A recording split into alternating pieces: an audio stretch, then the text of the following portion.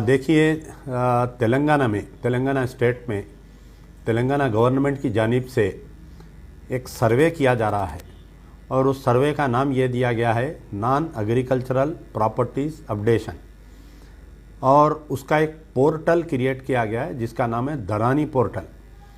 तो इसका मकसद ये है कि जिसके पास भी नॉन एग्रीकल्चरल लैंड है उसका पूरा डेटा क्रिएट करने का एक बहाना बनाया जा रहा है। जो भी प्रॉपर्टीज़ ख़रीदते हैं या प्रॉपर्टीज़ बेचते हैं तो उसका पूरा डाटा जो है रजिस्ट्री डिपार्टमेंट है, रजिस्ट्रेशन डिपार्टमेंट में रहता है। आप जो टैक्स देते हैं उसका बलदिया में उसका डाटा रहता है।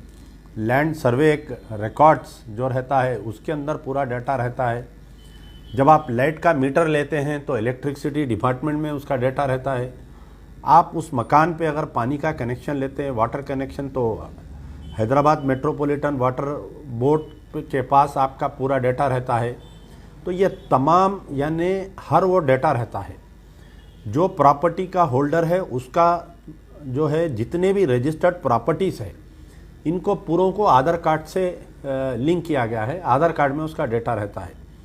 लेकिन हालिया असेंबली में अचानक से चीफ मिनिस्टर साहब ने एक ऐलान करते हुए ये कहा कि नॉन एग्रीकल्चरल प्रॉपर्टीज़ अपडेशन करने वाले हैं हम, सारा रिकॉर्ड एक जगह पर करेंगे।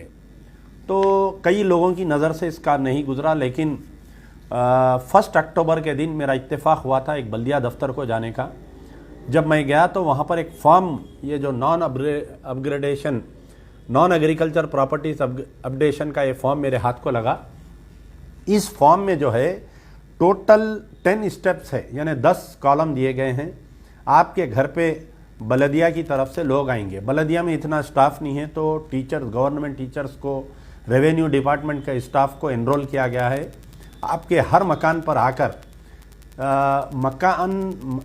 किसके नाम पे मकान है, प्रेजेंट ऑक्यूपायर कौन है, ये तमाम तफसीलात लेने की कोशिश की जा रही है। मकान किसके नाम पे है, रजिस्ट्रेशन डिपार्टमेंट में पूरा रिकॉर्ड है। आप किससे ख़रीदे, ओपन प्लाट लिए या घर बनाए, कितनी बिल्डिंग है वो टैक्स डिपार्टमेंट में पूरा है जिसके हिसाब से टैक्स आता है। तो आया ये अपग्रेडेशन क्यों किया जा रहा है, ये डाटा क्यों क्लियर किया जा रहा है। जब मैंने फॉर्म को गौर से देखा तो इसके अंदर जो 9 स्टेप्स है उसमें स्टेप नंबर 2 में क्या है कि serial number, T pin number, house door number, owner name, owner mobile name, status and buttons to select, यानी यहाँ तक ठीक है। फिर उसके बाद में स्टेप नंबर 3 में ओनर नेम, फादर नेम या husband name, age, gender, caste. अब आप बताइए कि हुकूमत को जो है प्रॉपर्टी के ओनर से कास्ट के बारे में क्यों पूछा जा रहा है, पहला शक हमारा यहाँ पर है। फिर उसके बाद में यह है कि स्टेप नंबर 4 एक है, स्टेप नंबर 5, 6, 7, 8, 9, यहाँ पर एक 9 स्टेप नंबर में यह है कि प्रॉपर्टी ओनर्स के family members and their details. तो अब यहाँ पर यह बात हमको शक हो रही है कि आया तेलंगाना सरकार जो है कहीं चोर दरवाजे से NPR, CAA, NPR का अपग्रेडेशन तो नहीं कर रहे हैं।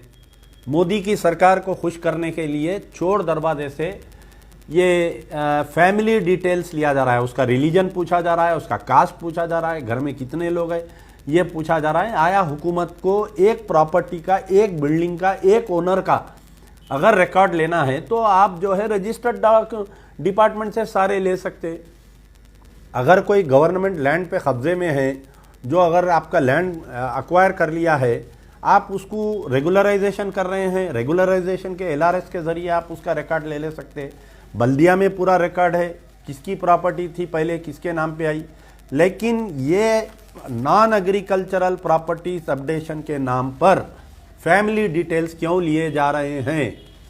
क्या हम तेलंगाना के मुसलमान वो KCR साहब पर हम भरोसा कर सकते हैं जो शुरू दिन से बीजेपी का साथ देते आए हैं? प्रेसिडेंट इलेक्शन में आपने NDA का साथ दिया, वाइस प्रेसिडेंट इलेक्शन में आपने NDA का साथ दिया, आपके नोटबंदी में आपने NDA का साथ दिया, आर्टिकल 370 में आपने NDA का साथ दिया, ट्रिपल तलाक बिल में शरीयत में मदाखलत में आपने एनडीए का साथ दिया। 5 मुस्लिम लड़कों को इनकाउंटर कर दिए आप जुडिशल कस्टडी में। किशनबाग में 3-4 लोगों को फायरिंग में मार दिए। ये तमाम साबिका रिकॉर्ड जो केसीआर की बीजेपी की दोस्ती का है, हम क्या भरोसा कर सकते हैं। मैंने 1 अक्टूबर को ये आने के बाद में तेलंगाना के तमाम उलमा मशाइखीन को ये फॉर्म व्हाट्सअप किया कि आप लोग इसके ऊपर कोई राय दीजिए। लेकिन अफसोस की बात है, 1 या 2-3 जने छोड़कर अखबार सियासत 2 अक्टूबर के दिन बड़ी तफसील से एक रिकॉर्ड डाला है, जो अखबार सियासत का भी आर्टिकल आया, तफसील से इसके अंदर आया। हमारे मुश्ताक मलिक साहब जो जॉइंट एक्शन कमेटी के कन्वेनर है, उन्होंने ट्वीट किया और सवाल इसके ऊपर किया। लेकिन इनसे, इन 2 हजरात से हटके कोई भी इस मसले पर अपना राय नहीं दे रहे हैं। या तो इनको मालूमात नहीं है, या नहीं तो ये राय देने से डर रहे हैं। हालिया जो सेक्रेटेरिएट में 2 मस्जिदों को शहीद किया गया, इसके बाद में तो हम जो है ना तो मजलिस इत्तेहादुल मुस्लिमीन के असदुद्दीन अकबरुद्दीन पे हम भरोसा कर सकते हैं, ना तो केसीआर के ऊपर, हम टीआरएस के ऊपर भरोसा कर सकते हैं। और तमाम ये जो उलमा मशाइखीन जो टीआरएस का साथ दिए थे इलेक्शन में, ये क्यों खामोश है बताइए आप। तो मेरा मुतालबा है कि जितनी वकला बरदरी है, जो मुस्लिम जेएसी वकला बरदरी है, उनसे मेरी अपील है कि इस मसले पर आप अपनी राय दीजिए।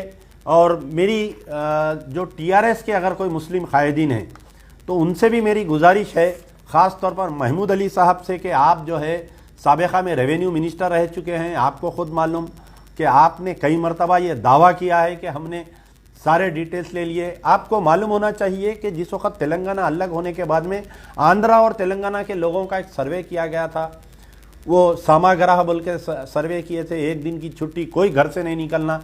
वो डाटा कहाँ पर गया जो सामाग्रह जो सर्वे के तहत आप लिए थे? तो हमें शक है, मजलिस बचाओ तहरीक को इस बात का शक है कि ये पूरे डिटेल्स जो आपके घर पर आकर ले रहे हैं, इसके ऊपर जो है चोर दरवाजे से एनआरसी को ये पूरा डेटा दे दिया जाएगा, CAA को इम्प्लीमेंटेशन किया जाएगा, एनआरसी को इम्प्लीमेंटेशन किया जाएगा। बीजेपी को खुश करने के लिए केसीआर साहब ये डेटा ले रहे हैं, ऐसा हमारी राय है।